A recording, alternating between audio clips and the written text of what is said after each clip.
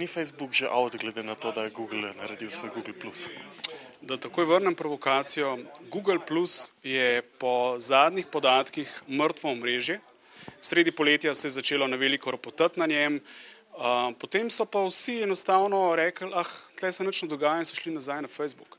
In danes ima Facebook 800 milijonov uporabnikov, Google Plus jih ima 40 milijonov in to predvsem uporabnikov, ki spijo, edino, kar se pogovarjajo na Google Plus je o Google Plus. Je majčkeno hecen biti na dveh tako velikih omrežjih naenkrat in če imaš vse prijatelje na Facebooku, zakaj bi te iste prijatelje zdaj iskal še na Googlu? Kaj so tiste stvari, na katere morajo biti podjetja pozorna? Predvsem ne iti na Facebook zato, ker je to zato, ker je gor konkurenca, zato, ker se o tem govori, zato, ker so o tem posneli film, zato, ker je Zuckerberg najbogatejši Američan, vsaj po letih zagotovo. Pojdite na Facebook zato, ker so gor vaše stranke, zato, ker boste od tega nekaj imeli in ne zato, ker je to modna muha. Ne delati tipičnih napak, da boste naredili nek zasebni profil, ne delati tipičnih napak, da boste gor samo govorili, da ste najboljši.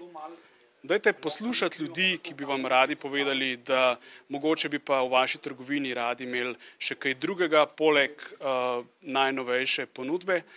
Torej, dajte se z ljudmi pogovarjati. Če niste pripravljeni na komunikacijo, potem raje najemite billboarde, oglas v Večeru, ker na Facebooku se žur nikoli ne ustavi. Tam se treba neprestano pogovarjati, debatirati, ljudi konec koncev božati in jih spraševati, a si dober ali si slab. Nekateri zelo težko vzamejo kritiko. Torej bi dejali, da Facebook ni namenjen prvenstveno oglaševanju ali pač morda v neki zdravi meri in na nek inovativen način? Ne, Facebook načeloma sploh ni orodje za prodajo, za oglaševanje, to je orodje za komunikacijo. Ampak ker je na Facebooku 660 tisoč Slovencev, to je vsak tretji Slovenec, je jasno velik interes tudi firmam, blagovnim znamkam, ki bodo težko ignorirale tak ogromen potencial ljudi, ki je nekje.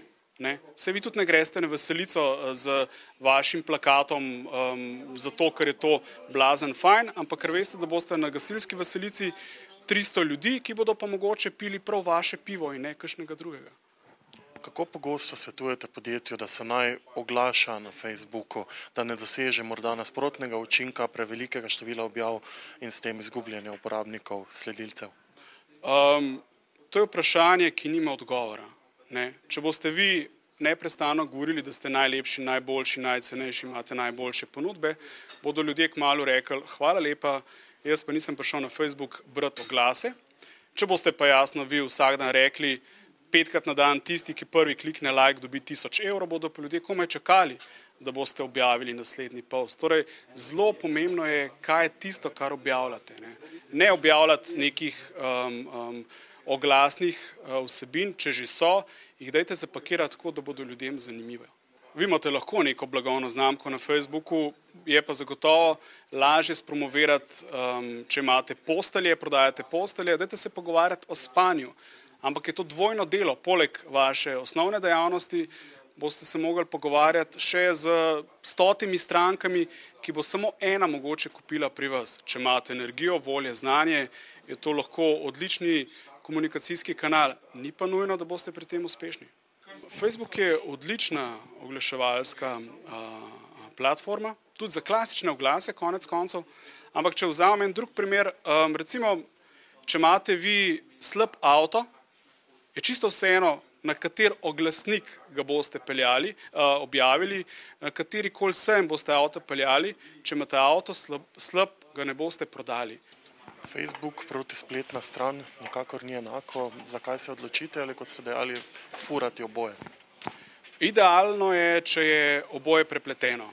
Gre za sinergijske učinke, kar pomeni, da Facebook nikakor ne bo izpodrinil spletne strani še.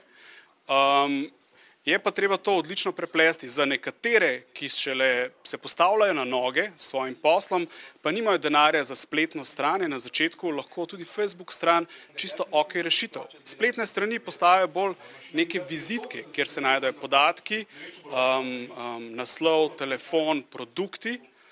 Facebook ali pa ostala državna mreža pa so namenjeni komunikaciji o teh produktih, ki obstajajo. Torej, glavno dogajanje je na Facebooku, neki imidž spletne strani, pa so še vedno kraljice, ne, kar se tega tiče. Predvsem je pa zelo pomembno, spletna stran je vaša.